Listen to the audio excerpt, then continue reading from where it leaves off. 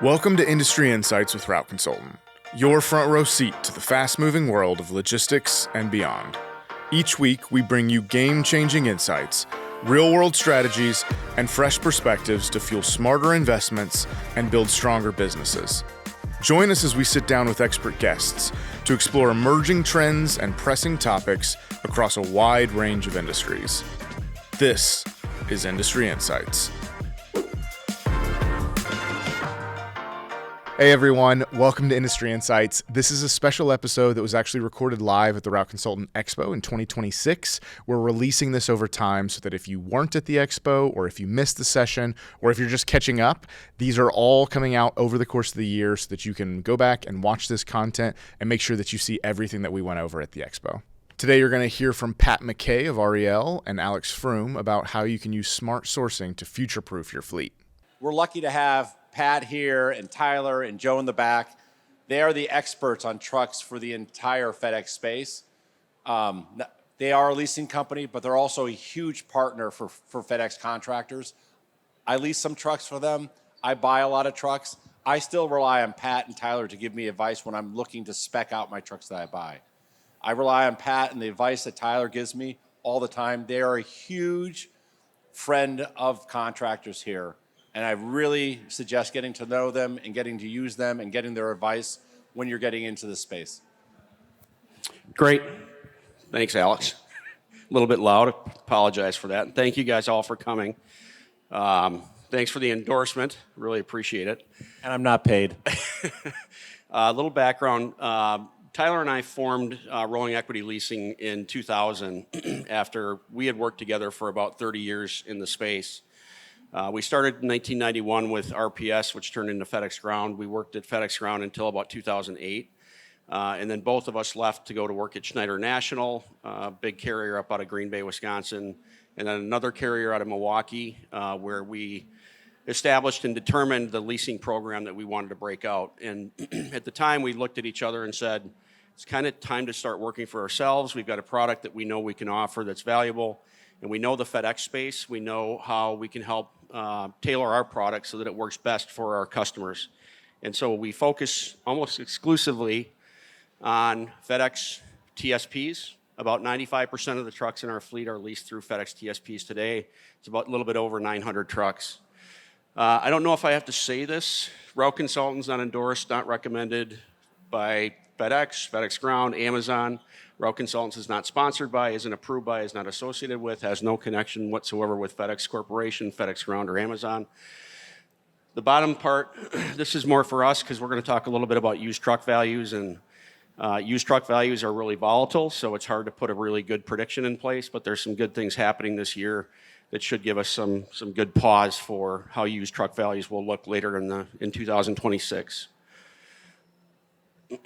So I'm going to go really briefly through the two main components today are kind of going to be sources of financing. Where do you get it? What should you think about in terms of how you're thinking through financing?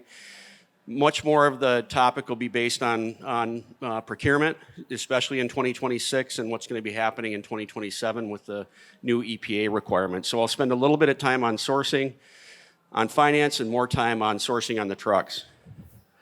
So from a finance sourcing, some of the biggest things to think about are what are your requirements in terms of getting your funding required for CapEx expansion?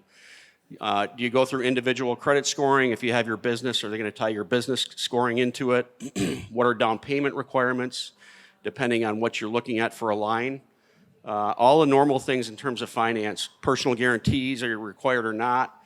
But really important in your finance sourcing to think about future growth, especially now with 2.0.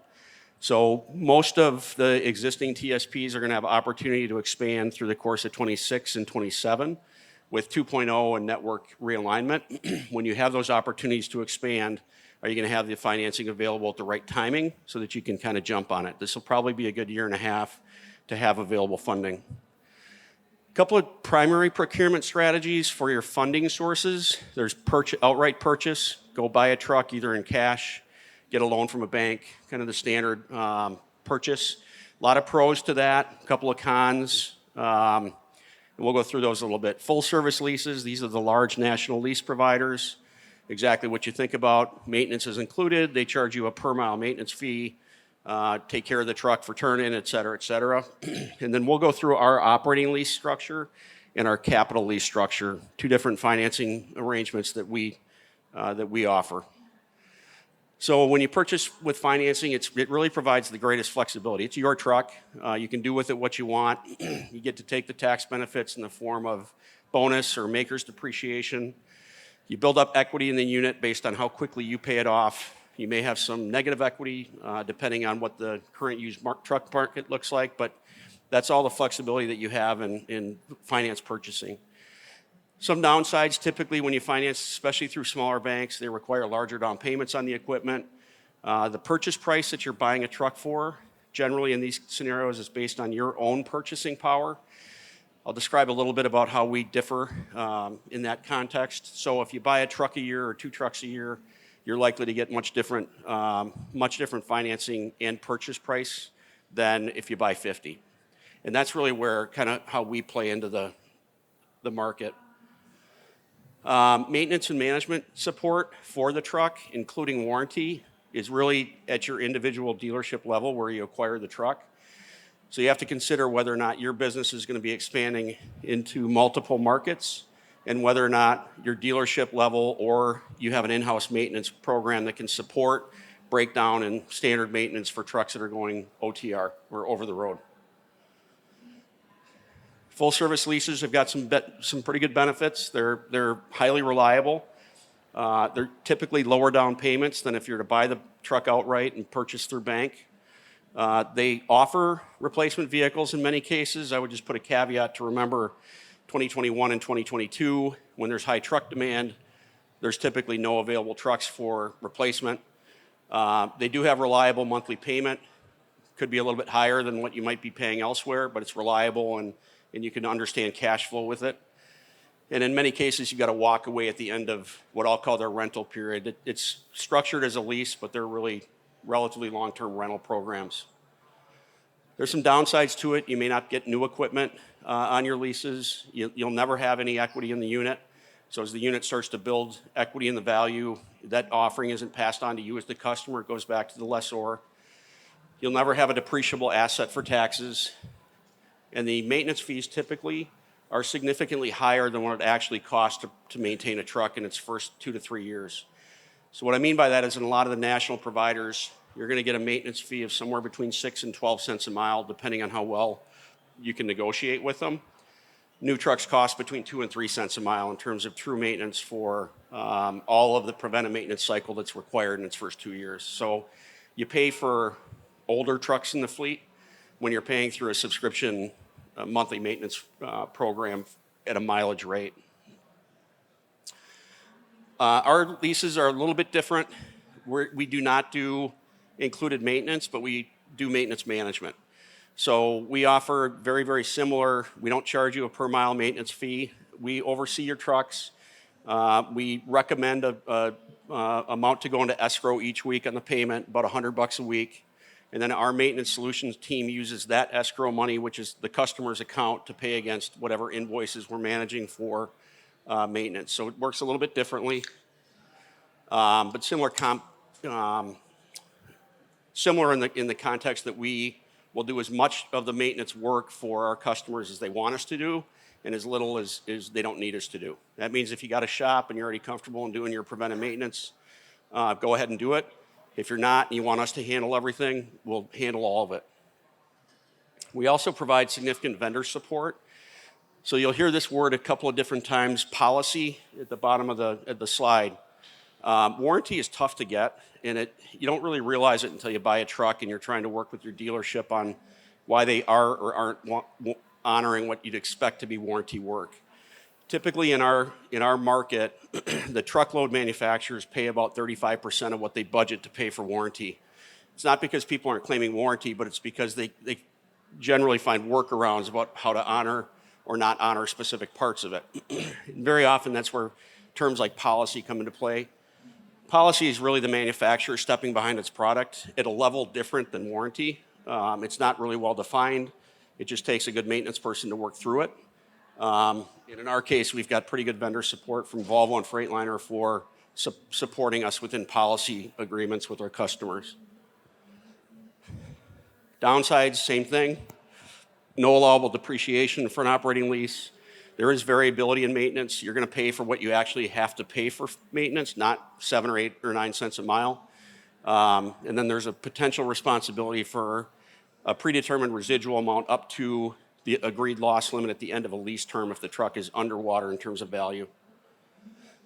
Capital lease for us is the same. Primary difference is it provides the lessee the benefit of tax depreciation. So whether you use makers or bonus or whatever you might take, capital lease is just what it sounds like. It's you get the CapEx. You get to treat it as CapEx within your depreciation schedules for tax purposes specifically. So they're great tools to write off, especially at the end of the year if you need to take some tax, have some tax benefit. And I think you just did a number. I mean, the biggest thing that you want to think about is when we talk about capital leases or the advantages of buying trucks versus leasing. The biggest thing that you're really trying to think about is how to most effectively use your balance sheet. And this is where you want to talk to your CPA, you want to talk to your bank, and actually you want to talk to Tyler and Pat as well. They can be real advisors about how most effectively to use your balance sheet because it's a huge asset for you. So when you depreciate your equipment, you're offsetting any income taxes that you're going to pay on that. And you can, with the one big beautiful bill, or whatever they now call it, you have the ability to 100% depreciate that vehicle immediately, or you can do straight line depreciation over a 5 or 7 year time horizon, or you can do what they call makers. And if you go talk to the CPA, they can tell you what makers actually stands for, because I can't remember. But that gives you a depreciation schedule that's, I think, 60% in the first year, 40, and then the 40% of the residual value in the second year, and it decreases over time to year 5. But depreciation is one of the main drivers of how you expand your margins in the trucking space, okay? Taxes take a huge bite out of any small business, and depreciation is the advantage that you get and how you reduce your tax bill. If you talk to any trucker, most of them pay very little to no income taxes, both on their corporate returns, and because we're all S-corps, or most of us are S-corps, you don't pay any, you have a pass-through to your personal return, and you don't pay any income taxes on any residual depreciation. So as far as downsides for capital leases, very similar, variability in maintenance. It's the actual cost of your maintenance, not a fixed rate per mile. We only offer about 15% of our leases in capital lease form. We need the tax depreciation benefit as well, so we can do some, we can't do a high number. And then in this case, the lessee is potentially responsible for the full value of a predetermined residual. And the residuals are kind of, if you think about residuals for us, if the truck price is a purchase price of $180,000, the residual on a 2-year team sleeper might be 45% of that purchase price, so $73,000, $74,000. And that's typically where we try to match it in fair market. We'll talk a little bit about fair market value and how to think about residual pricing, what it looks like in a market. So the second part, outside of vehicle financing and where you're going to get the source the financing, what type of financing model are you going to look at, is the vehicles. Some things to think about: local dealerships, national lease providers, the used market. How do you expect your business to operate, and then how are you going to support it? So if you're in multiple markets like Savannah and Nashville and Atlanta, those are going to be different OARs, or areas of responsibility, basically franchise territories for dealerships. That could mean that you have to work with multiple dealerships. Dealerships compete with each other. And depending on where your network runs, you may or may not get the full benefit of maintenance support the way that you might need it in multiple markets. So be careful of that. What's the maintenance capacity of your dealership or your vendor? If it's a national lease provider, you already know, call them. They're going to support the maintenance on it. Who's going to support breakdown? So if you buy it from a dealership, do you have the maintenance support ready to support 2 a.m. tire blown, or do you not? And should it be something that you're thinking about in terms of long term? What do you need to hire? What do you have to have for infrastructure on hand within your company to handle that type of stuff? Think about pricing and negotiation. So volume incentives are pretty important. I can tell you, obviously, if we bought 10 trucks a year versus 500, our incentives would be significantly different, depending on what provider you go with. some will treat you as a portion of the larger buyer. And what I mean by that is our customers all get the same pricing on trucks. If Alex leased 18 trucks for me last year, and Randy leases one, the price Randy pays for the truck is going to be the same that Alex pays. So we negotiate with our OEMs on a full buy level, and then we pass that along to all FedEx customers. It doesn't matter if you have one truck or 50. We treat the pricing the same. You're probably not going to get that at a local dealer, and you won't get it at a national lease provider. They will price you according to the underlying strength of your own fleet. So if you have 10 trucks and you go into one of the big guys, they'll price you as a 10-truck fleet. They're not going to price you as if they bought 10,000 trucks over the course of a year, and you're just going to lease some of them for similar pricing. So you'll see wildly different pricing on the nationals from one customer to another. Think about order board allocations. We'll talk briefly about that, but that should, we're thinking, probably come back into play this year. And then keep up with the environmental and spec changes that are occurring with not only your carrier. You guys obviously have some, those of you who are FedEx have some things to think about in the next 18 months or so. But keep up with the environmental changes. We've talked about it for, I think, Tyler, 2 years now. And we talk about it every time we can. We'll talk about it more today because it's becoming reality. So if you're not keeping up with the EPA changes, I'll give you a few minutes about really what it is. Back in 2022 or 23, I think, the EPA came out with a new standard for NOx emissions that reduced NOx on class 6, 7, and 8 diesels by about 83%. Give you a little context, I think in the 2010, which is the first time that the manufacturers had to create the DPF, the emissions filtration, that only reduced NOx by about 20%. So the EPA has basically came out and said the OEMs have to reduce NOx another 83% for every motor produced January 1st of 2027 and later.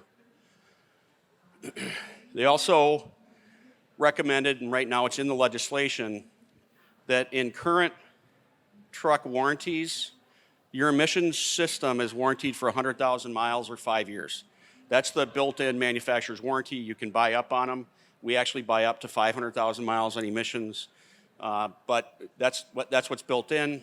EPA is requiring, as of now, motors built January of 27 and later, 450,000 mile warranties or 10 years, whatever comes first.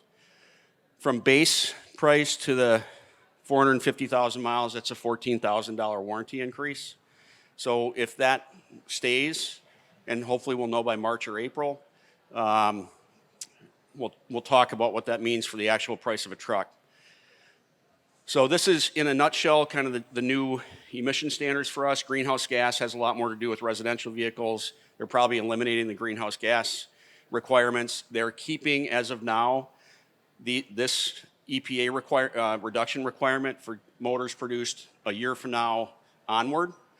The only thing that might be in question is the emissions warranty requirement, like I just said. They may extend that warranty requirement, and they may not add that in at the outset of the actual engine change. I will say this, though, if you do decide to go the route of buying your own trucks, the most frequent repair that you will do on a lot of trucks as they age is going to be on that DPF system.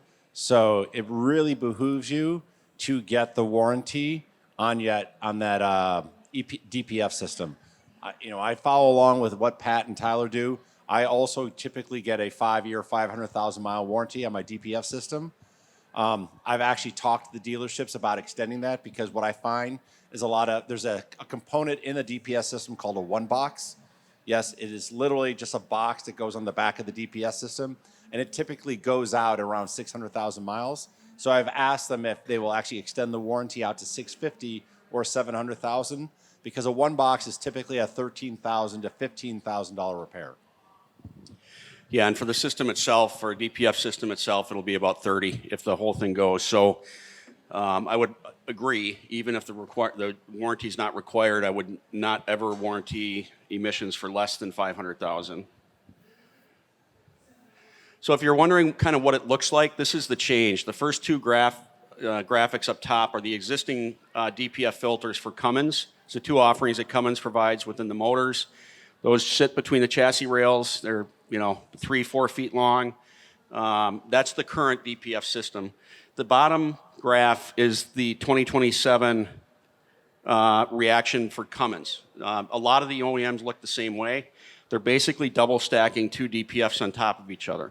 So within the first DPF, superheats the exhaust to get rid of about 20% of NOx. Sends the emissions through the second DPF, and that eliminates about 65% more of it. There's two DPF filters, so you're double injecting DEF into the system.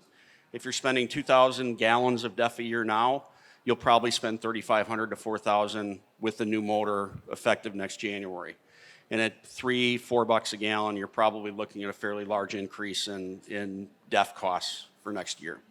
So this is the reality, and this is where I think a lot of people have questioned whether or not the administration is going to push back on the requirement for these to go in. As of right now, there is zero confidence that anything will be pushed back. If I had to bet, I would bet almost 100% that this motor will be in effect next January, primarily because the manufacturers already have them all done. They've sunk the money, so they're going to want to put them in place and start using them, regardless of what the EPA says. This mechanical change, so far, the estimates are about a $14,000 price increase for next year on this change. So if the warranty comes into play along with this, the expected price increase could be $25,000 to $30,000 next year, starting January 1st for any motor produced after that. And about half of that is this technical change. The other half is the warranty. Hey guys, we just wanted to pause for a moment to invite you to our free events that are happening throughout the year. Whether you're just getting started in the logistics industry or you're looking to optimize your current operation, Route Consultant has events that are designed specifically for you. So head on over to routeconsultant.com/events or check out our show notes to register for free today. Also, while you're here, don't forget to like and subscribe to the Industry Insights with Route Consultant podcast so that you don't miss out on the stories, the advice, and the updates that are happening throughout the industry. We appreciate you being here and hope to meet you in person soon. Now let's get back to the episode. Just to give you an idea, I just priced out a Gen 4 Freightliner versus a Gen 5 Freightliner for purchase this year in 2026. The difference in price between the model year 2025 and model year 2026 is less than $2,000. And that's moving from a Gen 4 engine to a Gen 5 engine, which is more fuel efficient. So it's actually beneficial for me to buy the Gen 5. You don't see $30,000 price increases on an annual basis. This is going to be a real sticker shock. And that's about the amount that trucks went up in the 2.5 or so years of COVID. From mid-2020 through about 2023, the truck increases were up about $25K. This is a single-year event. There's going to be stability issues in terms of the new emissions. This is kind of the political sheet some of the manufacturers send out. But you see a couple things on here that are important. They estimate $34,000 on this price increase. There's going to be about 190,000 trucks purchased early this year to avoid next year's issues. That starts to present a real supply issue later in the year that all of you guys should be aware of. And first of all, I would tell you, it's not a crisis yet. It'll probably be a crisis if you wait until June or July to really figure out your plan for this year and next year. This is the second part of that. So the black line is what the manufacturers all together produced over the last couple of years. You can see their healthy line is about 425,000 Class 6, 7, and 8 tractors. You may have seen some of the layoff notices at Freightliner and Volvo. Freightliner laid off 2,000, I think, about 4 or 5 months ago. Volvo laid off about the same about 6 months ago. They don't make big headlines normally, but they did that because they wanted to artificially reduce supply to match what this year's purchases have been. 24 and 25 have been very low in terms of truck purchases in the market. So the manufacturers respond by reducing the supply to a level that's about 12 or 13% below normal.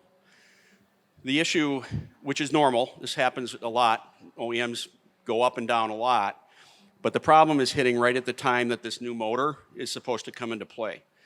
So typically, the big guys, the Schneiders of the world and the Walmarts of the world, when they see an issue this large coming up in a future requirement for buy, they're going to buy everything they can this year. If their normal replenishment cycle is to buy 5,000 trucks, they may buy 8. And so what that means is, within a relatively short period of time, you have the order boards that start to fill up, and they hit capacity, and the manufacturers are already producing this 50,000 or so less this year than normal capacity, and you've got this higher demand because people say, I don't want to pay 30 grand, excuse me, with new technology next January.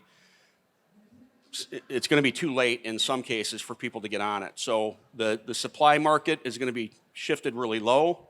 Demand market with those is likely to be much higher. This is what I talked about just a few minutes ago. We expect minimum. We would expect price increases to be between 12 and 14,000 based on that new DPF. If the warranty comes into play, again, we're supposed to know that by March or April. That'll be another $14,000, $15,000. So keep your eyes on that and just pay attention to what's happening within 27's NOx and warranty.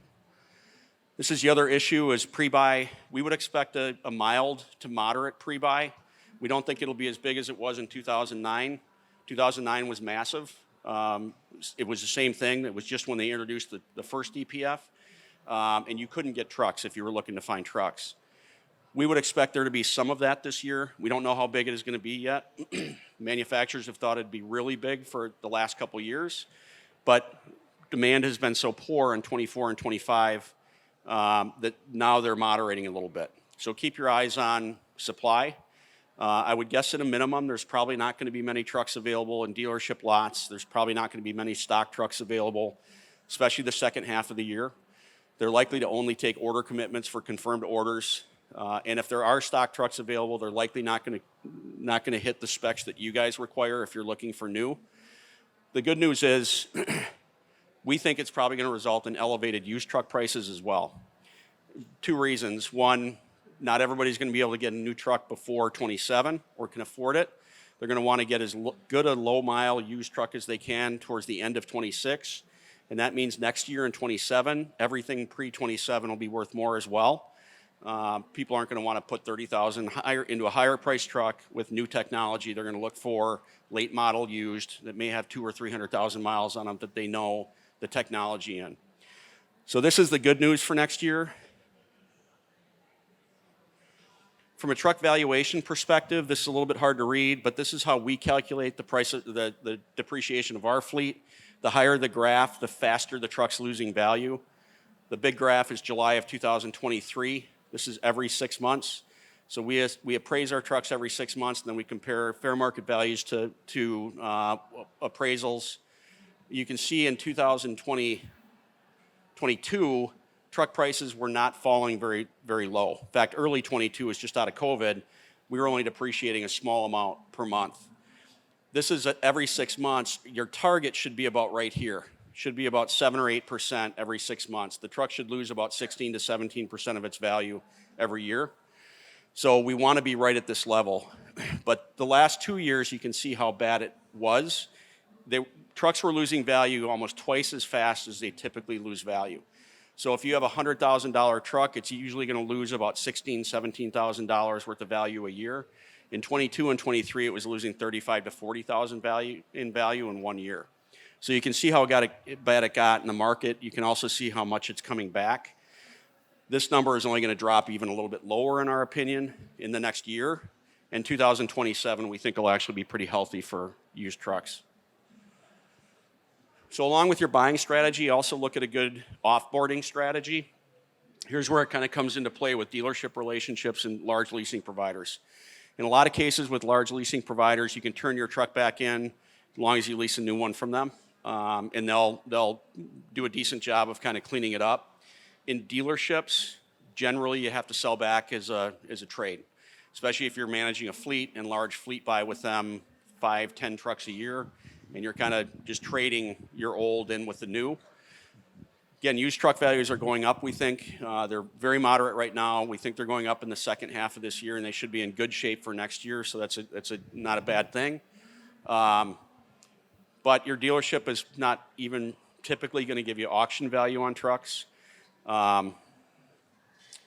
and I'll go to take a look at this. So this is a comparison of what fair market value. That's if I'm going to sell a used truck to an end buyer.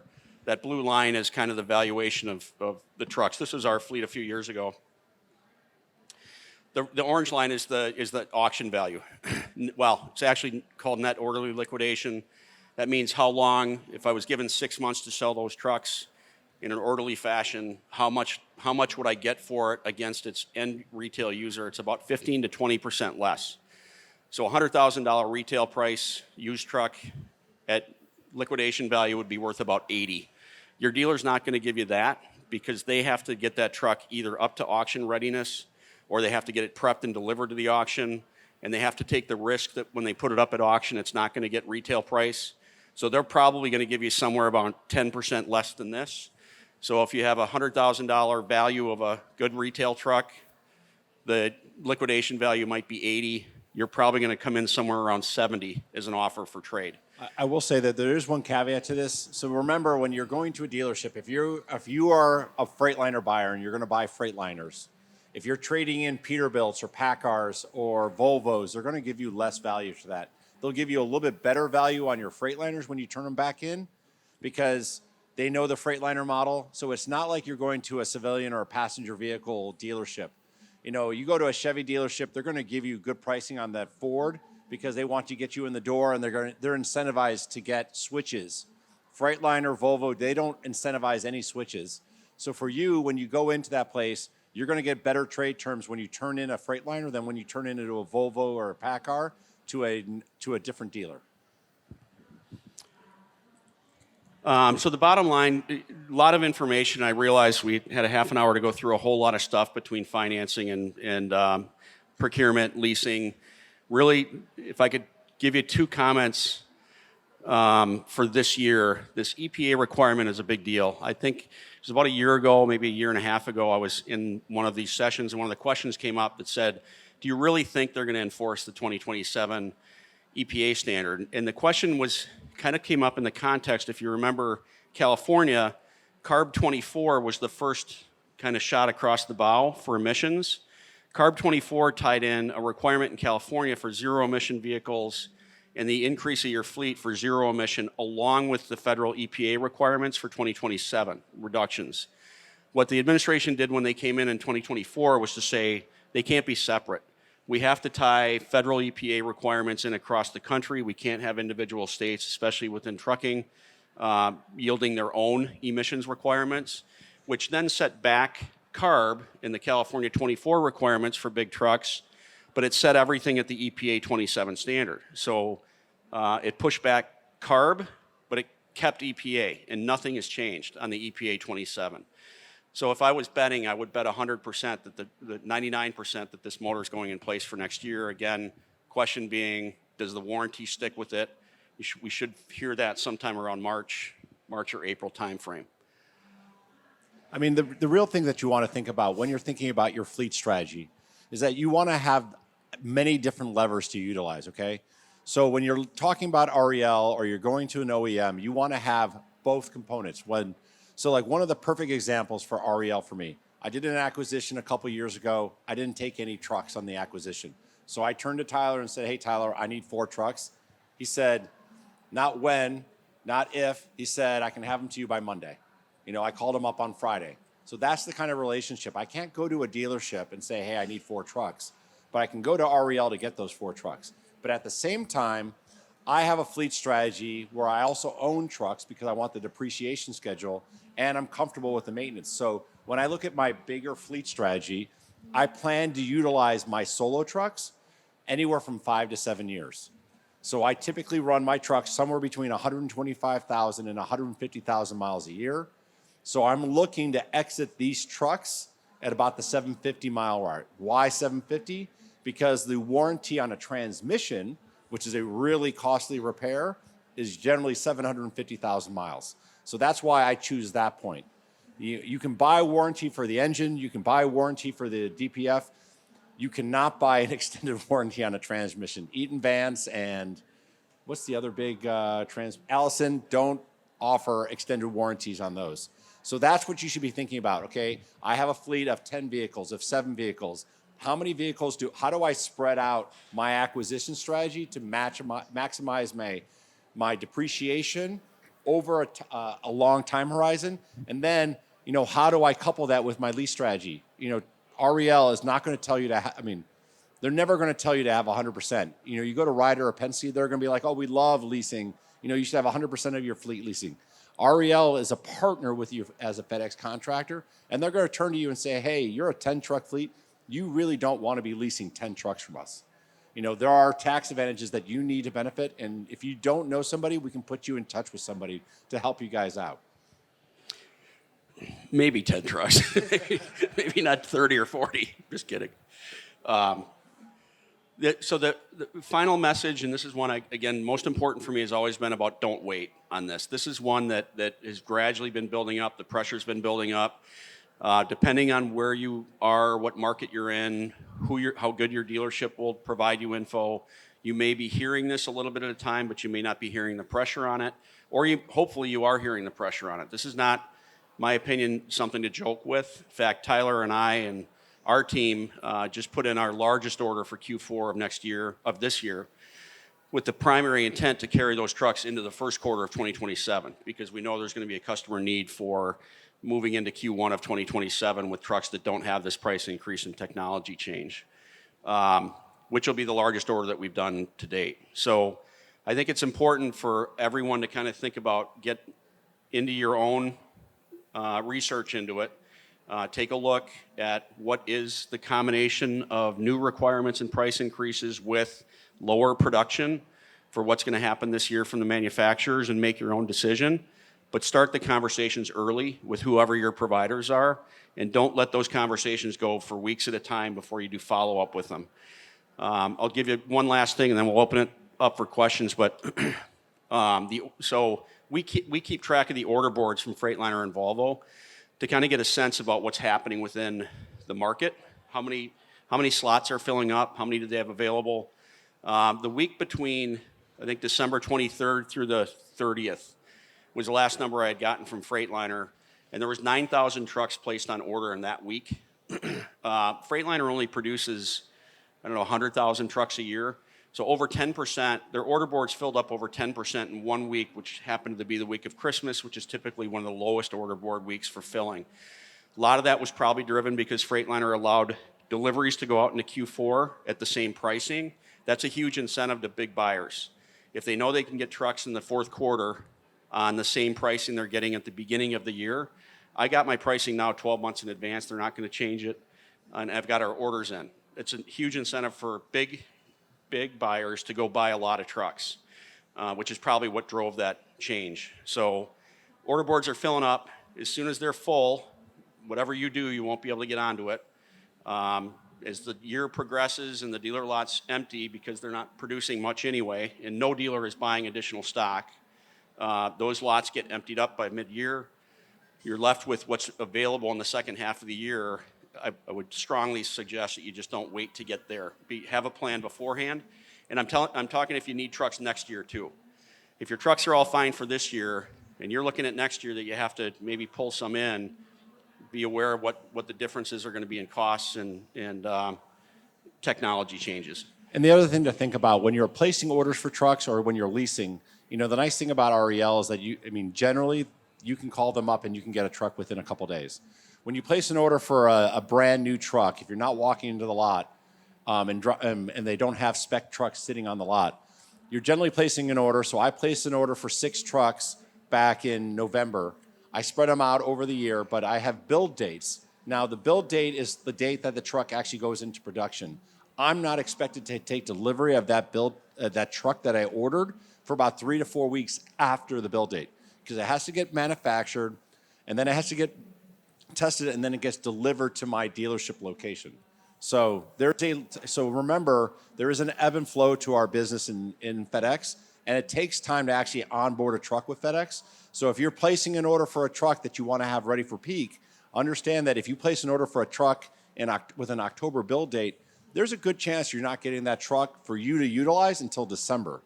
So FedEx, a lot of contractors in the FedEx universe generally like to take delivery of trucks in September. So you have build dates in August or in late July to take delivery of that truck in September to be able to utilize it for peak. So that's something to think about when you're going through this process. Yeah, go ahead. So I've got about 10 minutes. I wanted to open it up for questions, and if there's anything that we can answer for anybody from Q&A. Good afternoon, Dylan Dollar, Two Lanes Transport. So complete transparency, we're a flatbed company. We're looking to add a couple used vehicles to our fleet within the next 2 weeks. And with your experience as a large fleet owner, what would you say the most efficient brand would be to go with and a mileage cutoff when looking at those purchases? Oh, that's a really hard question. I'm struggling with it too. Yeah. So for me, I generally look for the big fleet carriers that are coming back in. So I buy a lot of used trucks in the market as well as new and lease trucks. So I'm looking for those trucks that are coming in from JB Hunt, from Walmart. I generally don't like to buy Schneider trucks. I find that the JB Hunts and the Walmarts are generally the best maintained. And the other thing is that we need white trucks. And JB Hunt and Walmart are always white trucks. So I typically try to buy 2 to 3 year trucks with under 350,000 miles on them. You don't have to worry about the transmissions anymore because there's no manual or no 10 speeds manufactured anymore. So you're buying all automatic, so you don't have to worry about clutches. So that's like kind of like that sweet spot. You can generally get them somewhere between, and you can buy with Freightliner. I don't know about Volvo. I don't know if Randy's here, but you can buy used trucks and then you can do an extended warranty if it still has warranty left on it. So you can do a 3-year, 350,000 mile warranty on them, and that gets you to that like 750 sweet spot where you can then remarket the truck and sell it. Okay, I really appreciate that because that was my next question. Recommended third-party warranties. No, I don't ever go. Just dealers. Newsflash for everybody, okay? Don't ever buy a third-party non-OEM extended warranty. They're not worth they're not even worth the paper they're written on. So Gotcha. The Freightliner, Volvo have these extended warranty programs, and they stand behind those warranty programs. I mean, they'll try to get out of it, but the dealerships get paid $220 per hour to do warranty work. So a lot of dealerships will fight to get the warranty because if you have a national account with a Freightliner dealer, you're generally your warranty work is coming in at $140 or $150 an hour when they can go back to Freightliner and actually charge them at $220 or $240 an hour. So they are incentivized to actually submit and fight for that warranty. Okay, perfect. I appreciate it, gentlemen. Thank you.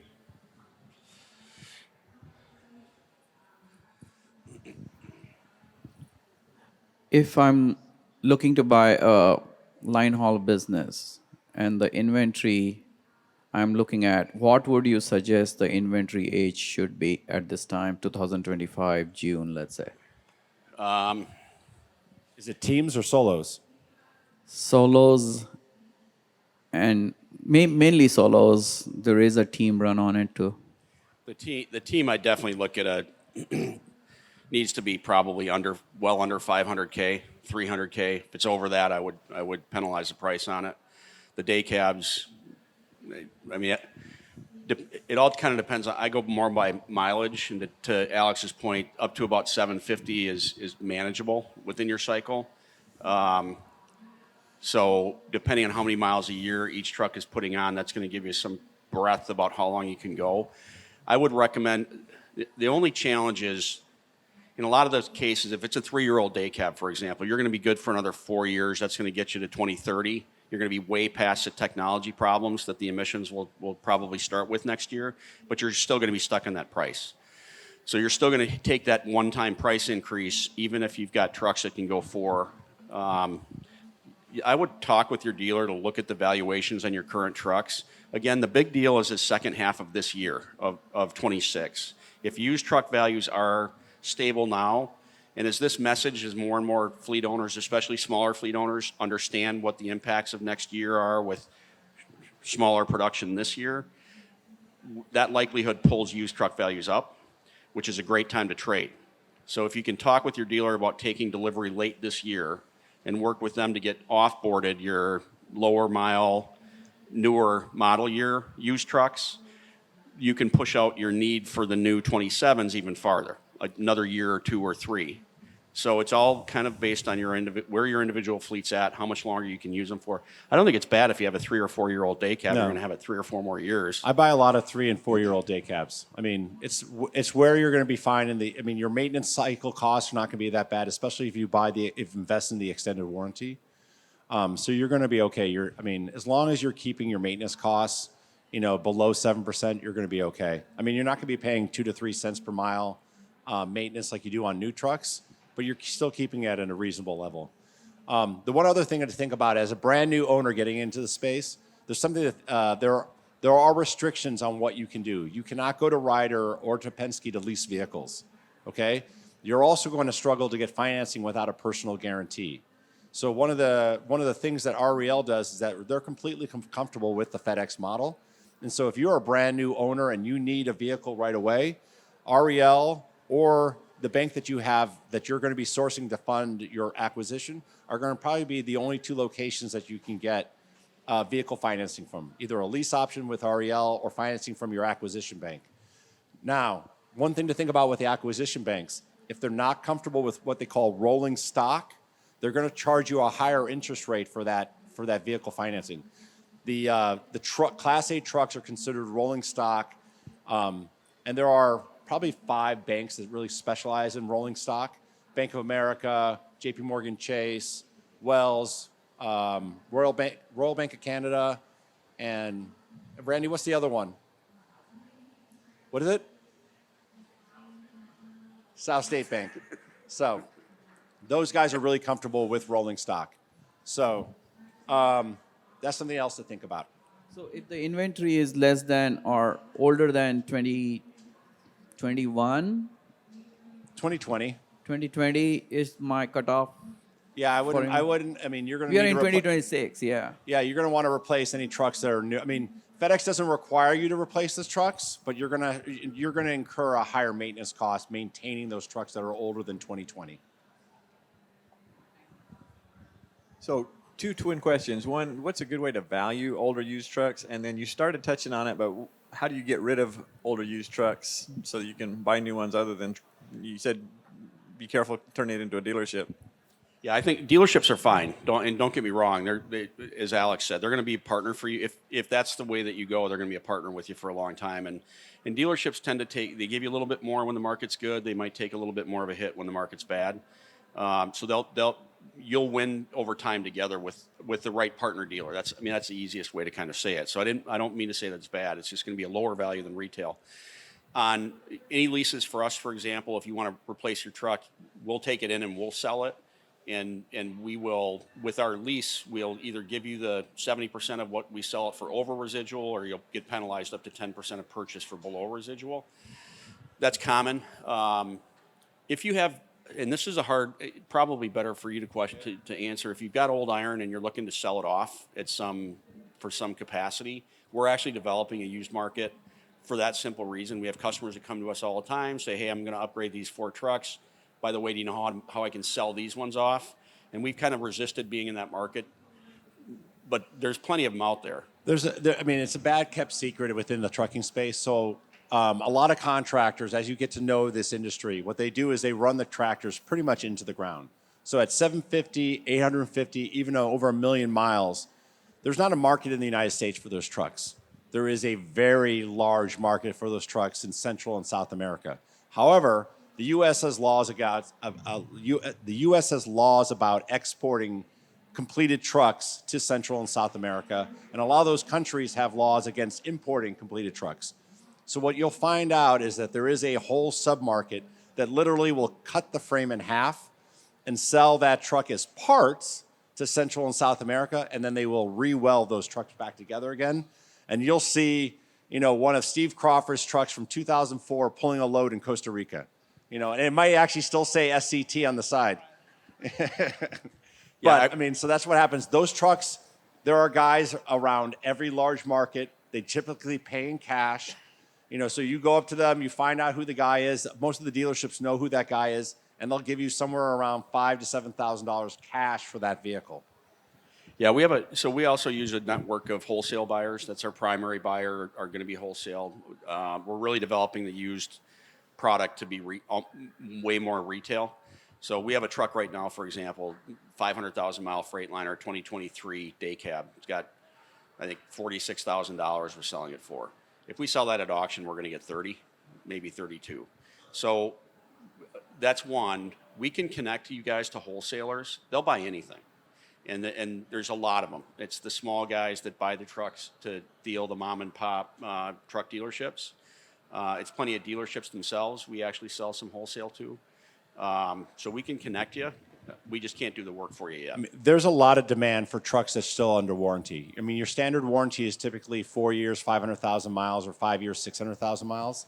So if you have a truck that's in that mileage range, not the year range, it's more the mileage range, do you still have residual warranty on that 500,000 miles or that 600,000 miles? There is an active market for those trucks from owner-operators who are, the one man and one truck who's doing local spot work, for a for-hire carrier out there.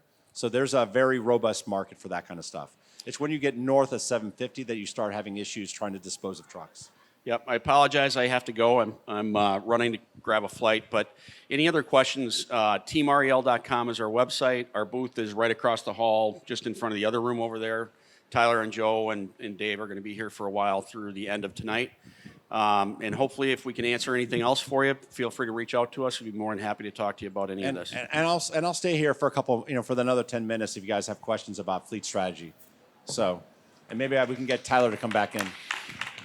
Hey, all, and just a quick announcement. Oh, sorry, that was so loud. Route Consultant's swag booth is open till 3, so if you have not gotten swag yet from Route Consultant, please pop by. It's in that corner before the last few sessions and closing ceremony. Thank you. Any more questions about fleet strategy? Go ahead.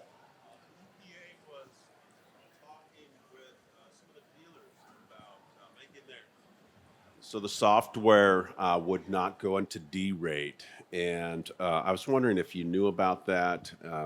Apparently, they were working with them also on past truck sales to update software so that they would not go into Derate.